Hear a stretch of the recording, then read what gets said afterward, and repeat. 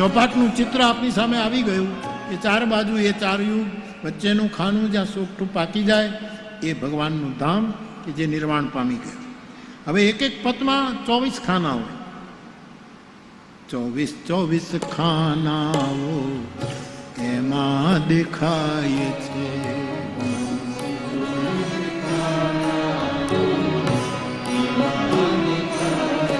હવે સાહેબ એક પદમાં 24 ખાના હોય તો 4 ના 24 ચોખ્ખું 96 થાય. આપણે ત્યાં 84 લક્ષ યોની છે, 96 લક્ષ યોની નથી. તો આ 24 ની ગણતરી કરીએ તો 96 થાય. તો આધ્યાત્મિક અર્થ ન નીકળે. પણ રામ ભગતે ગજબ કર્યો. 24 ખાનાઓ એમાં દેખાય છે. એક એક પદમાં 3 ફૂલના ખાના હોય. એક વચ્ચે, એક સાઈડમાં, એ ફૂલના ખાના. એ ચારેયના 12 ફૂલના ખાના તમે 96 માંથી 12 કાઢો તો એ લક્ષ 84 કહેવાય. 24 ખાના અને ચોકડીના 12 બાદ એમાંથી એ તો લક્ષ 84 કહેવાય છે. એ તો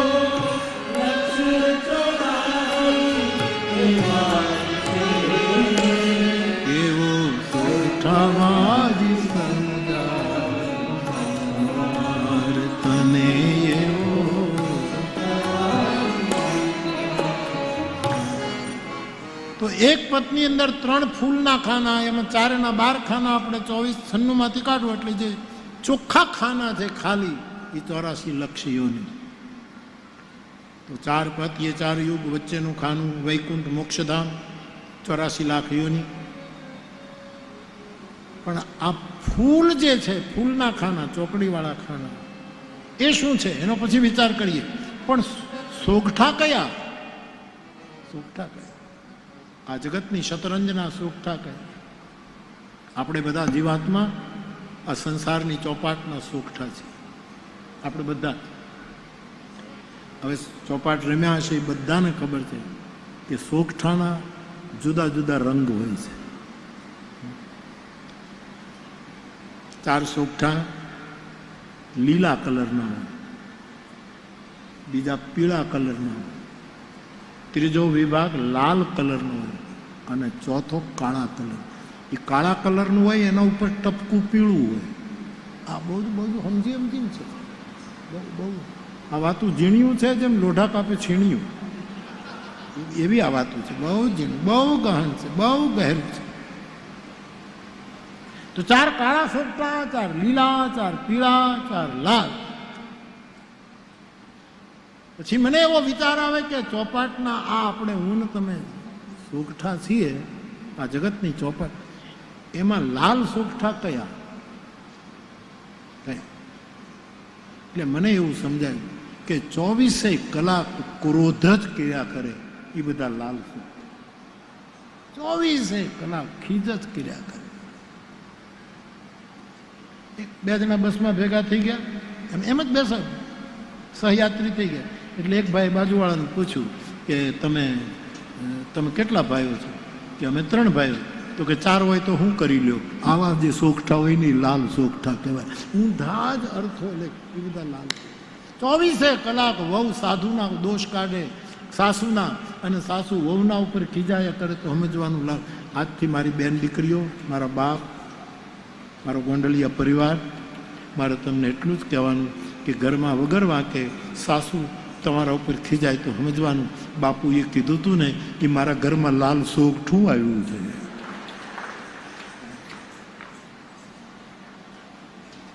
સતત ક્રોધ કરે.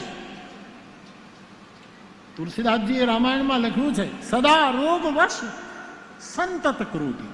નિરંતર ક્રોધ કરે એ માણસ જીવતો નથી, મરેલો છે, ખાલી શ્વાસ લે છે.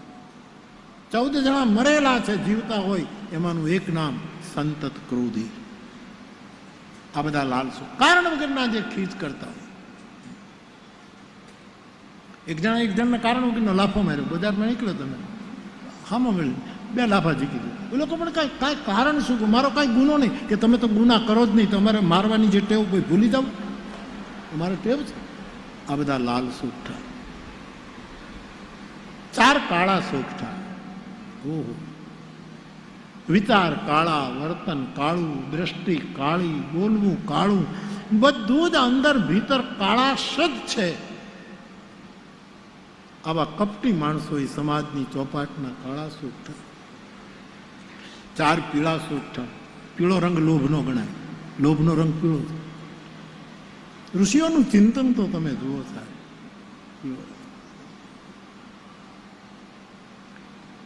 અને માણસ વધારે વધારે લોભ કરે તો એ સોનું ભેગું કરે. સોનાનો રંગ કેવો?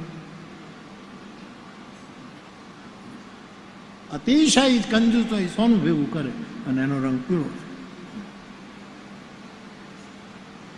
ઓશોએ તો બહુ જ ફની કોમેન્ટ કરી, બહુ જ સુરુચિ ભંગ થાય એટલા માટે હું ન કહું. તો સાહેબ અત્યંત લોભી હોય, નખ શીખ લોભી, સપનામાં કોઈને ન દે એવો લોભી. પોતાનું ઘર હળગતું હોય ને તો ફાયર બ્રિગેડને મિસ કોલ મારે. કોલ કરે તો આપણે પૈસા ભરવા પડે ને, ઘર બળી જાય એનું કાંઈ નહીં, મિસ કોલ કરે. પછી ઓલો ફાયર બ્રિગેડ વાળો સામેથી કરે ત્યારે કે મારું ઘર બળે છે, આવો ને આવો લોભી એ પીળું સોગઠું.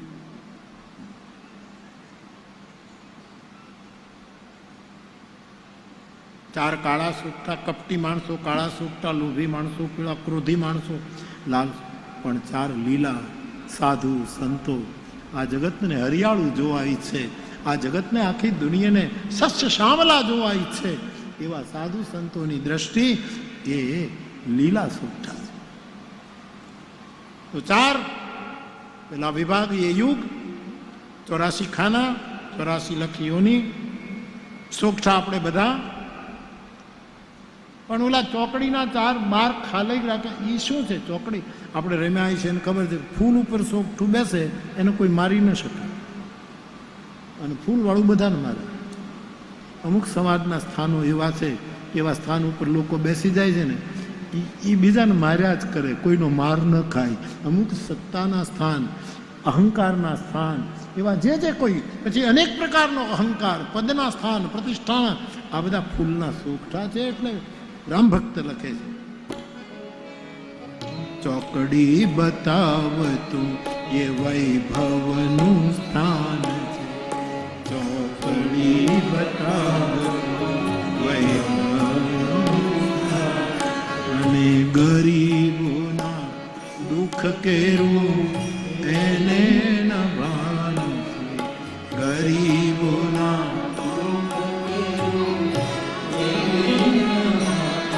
એ તો ભોગટમાં બેઠો ફૂલાય છે, એ તો ભોગટમાં બેઠો ફૂલાય છે.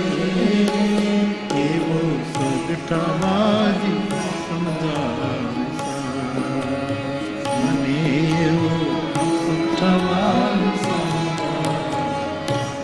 તો ફૂલના સોગઠા એ વૈભવનું, અહંકારનું સ્થાન છે. પદ પ્રતિષ્ઠા અને પૈસાનું સ્થાન. એના ઉપર બેસે એ બીજાને કોઈનું ધ્યાન જ ન રાખે, એ ગરીબોનું ધ્યાન ન રાખે, બીજાને તોડ ઘરે કટાવી નાખે. કારણ કે કોઈને તો કોઈ એને મારી ન શકે. 1 દાણો 2 દાણા પડે પગડે બીજાને મારી નાખે, ફૂલવાળાને કોઈ મારી ન શકે. ફૂલાઈને બેઠા છે. આ રામ ભગત પાસેથી સાંભળ્યા પછી સૌથી પહેલા આના ઉપર મેં 2 કલાક પ્રવચન સનાતન આશ્રમ બાઢડામાં કરેલું, દયાનંદ બાપુની હાજરીમાં.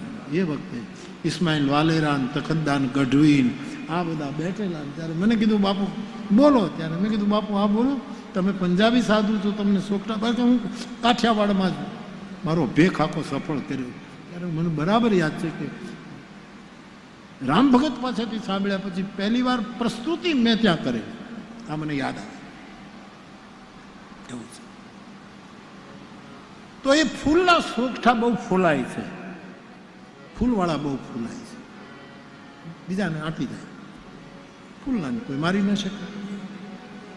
25નો દાણા આવે પગડું ઉપાડી જાય, 10ની કોડીઓ પડે પગડું ઉપાડી જાય, આવી રીતે.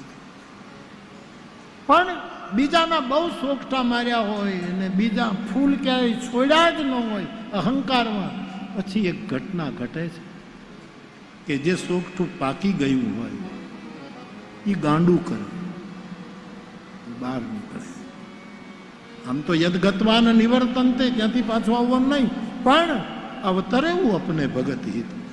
એ પાકેલું સોગઠું પરિપક્વ ચેતના એ પાછી ત્યાંથી પરમાત્માના ધામમાંથી પાછી આવે, ગાંડું કરે. અને જે રમ્યા છે એ બધાને ગાંડું ફૂલવાળાને મારે, ગાંડાને કોઈની પેલી ન હોય, એ બધાને આટતું જાય.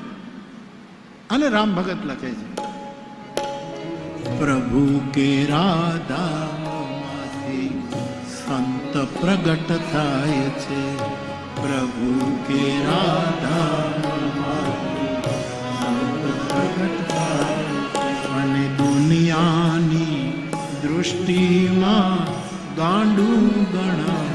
કોઈ ભક્ત, કોઈ અવતાર, કોઈ આચાર્ય, કોઈ સંત સાધુ ભગવાનના ધામમાંથી પાછો બહાર આવે સંસારમાં જગતના કલ્યાણ માટે, અને દુનિયાની દ્રષ્ટિએ ગાંડું ગણાય.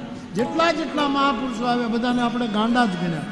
ધનો ગાંડો, પીપો ગાંડો, આ બધા જ આટલી ભક્તમાળમાં આપણે બધાને ગાંડા જ કીધા. જલારામ બાપો તો એવો ગાંડો કે એને દઈ દીધી ઘરની નાર. આ બધા ગાંડાની વણજાર, એનો ગણતા ન આવે પાર. આ બધાને ગાંડા કીધા. મીરાને દીવાની કીધી. આ બધા ગાંડા. અને આપણે બધા જ જાણીએ છીએ કે ભગવાનના ધામમાંથી પાકેલું સોગઠું બહાર આવે એટલે પેલું જે લપમાં પડ્યું હોય એને પેલું પાડી દે, એને કરી અને બીજા બધા સોગઠાઓ આમ ચાલે, ગાંડું ઊંધું હાલે. સાધુની ચાલ ખબર ન પડે એવી અટપટી ગાયન છે. અને અત્યાર સુધી ફૂલના સોગઠાને કોઈ મારતું નહોતું, એને પણ માર. તોડ ન હોય એને તોડ આપતા જાય. લબમાં પીડ્યા હોય, ન ઈના ન શ્રેય ન પ્રેય એવા વચ્ચે જે પકડાઈ ગયા હોય એનો ઉદ્ધાર કરતો જાય કોઈ સાધુ, અને આવી રીતે બધાનું કલ્યાણ કરે. છેલ્લે એ તો સૌને દઈ જાય છે, એ તો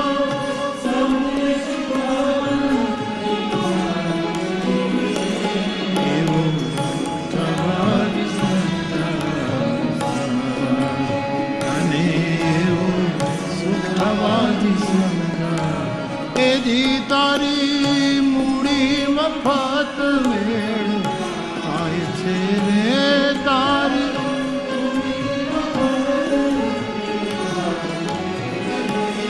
એવો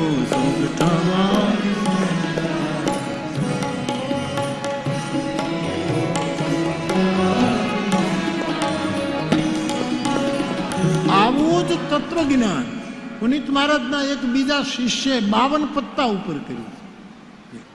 52 સરસ મજાનું એનું આખું નિરૂપણ જ હતું. ક્યારેક તમને રમાડીશ. 11 આવવા દો. 11 લોકો પત્તે બહુ 52 પત્તા અનુસાર, અને છેવટે એનું જોકર છે એ 52 બારો છે. ખેલ ખેલી લે સોધારો, જોઈ લે બોલે 52 બારો. હવે તું ખેલ ખેલી. એ જોકર છે જે જોઈ જોઈને કરે, સમજી સમજીને કરે, વિચારી વિચારીને પગલાં ભરે, એનું નામ જોકર છે. એ બધાથી બધાની સાથે એ કેટમાં જ હોય. જોકર એ કેટમાં, કેટ કહે ને પતંગ, કેટ. એટલે હું જુગાર રમ્યો નથી, પણ રમનારાને જોયા છે. હા, જોયા છે. બાકી મને આવડે નહીં પત્તા રમતા, કોઈ દિવસ નહીં થાય. હા, અમારે ઈશ્વર કાકા હતા ને બહુ રમતા. મેં એટલી એની સેવા કરી કે મને કે મહુવા જાત ભણવા કે આ કેટ લેતો આવજે, એટલે મને રૂપિયો આપે અને એને કેટ હું લેતો. કાકા એની બેઠક હતી, ચોકીદાર એક અભરામ કાકા હતા. 2-4 જણા પોતાનો સમય વ્યતીત કરે. ગામડામાં તો પૈસા ક્યાં હતા, એટલું થોડું ઘણું હોય. તો એ 52 પત્તાની જે રમત છે એના વિશે પણ ચિંતકોએ આપણને સમજાવવા માટે, એવું જ શતરંજની રમત ઉપર પણ શતરંજમાં મને સૂચકો પડતો. શતરંજની જે ચાલ છે ને એમાં આપણને ખબર પડતી નથી, એટલે એમાં હું ન જાઉં. પણ આ પત્તાવાળી વાત તો હું તમને આ કથામાં તો નહીં, પણ પછી 42 વર્ષ પછી પાછી જ્યારે કથા હોય કે હા 42 વર્ષ પછી 52 પત્તાની વાત કરવાની. મોરારી બાપુ સમજીને બોલો. બાપ ભરોસો દૃઢ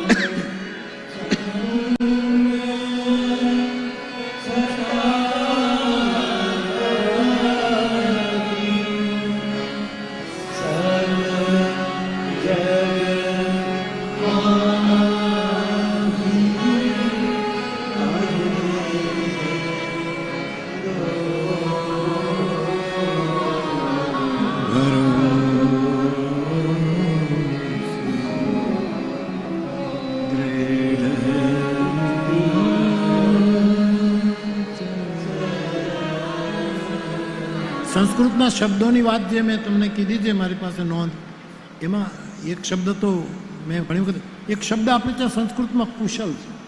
કુશલ એ પેલો જે યજ્ઞમાં, તપોવનમાં, ગુરુકુળમાં છાત્રોને ગુરુ કહે કે જાઓ દર્ભ લઈ આવો યજ્ઞ માટે અનુષ્ઠાન. એ દર્ભ બહુ જ નૂકીના હોય છે, એકદમ ધારદાર, લોહી કાઢે આપણને, ડાબ. એ આશ્રમવાસીઓ દર્ભને ચૂંટે, કુશને ચૂંટે, અને છતાંય લોહી ન નીકળે એના માટે શબ્દ આવ્યો કુશલ. કુશ તોડે છતાંય લોહી. એવો જ એક શબ્દ આવ્યો મૃગ. મૃગ તો બધા પ્રાણી માટે વપરાય. મૃગ એટલે કોઈ પણ પ્રાણીને તમે મૃગ કહી શકો, પણ કાલાંતરે મૃગ એટલે હરણ થઈ ગયું. મૃગ એટલે હરણમાં જ વપરાય. બાકી આ શબ્દનો જે આખો વિસ્તાર, શબ્દ બ્રહ્મનો જે આખો પરિવાર વિસ્તાર, એમાં કુશલ શબ્દ રહી જતો હતો. કુશલ તો ભરો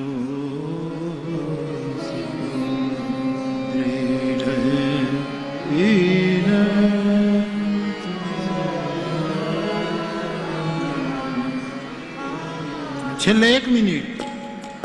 હરે રામ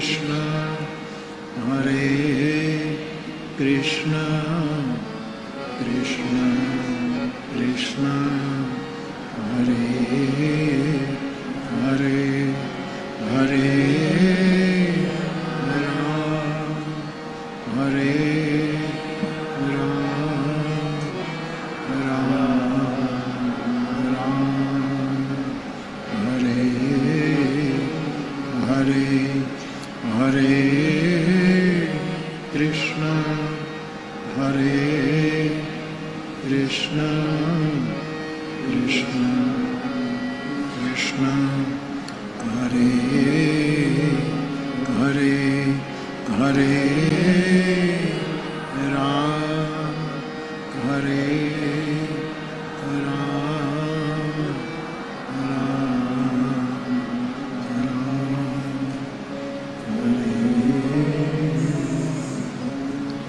પવન તનય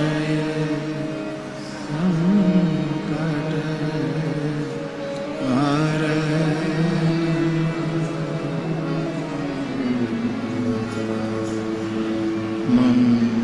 મંગળ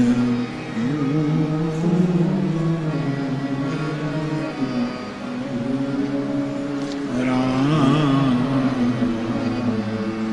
લખન સીતા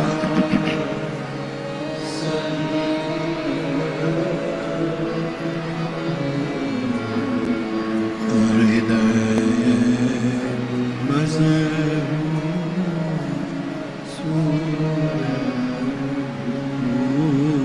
બોલીએ હનુમાનજી મહારાજ પ્રિય. તો બાપ ચોથા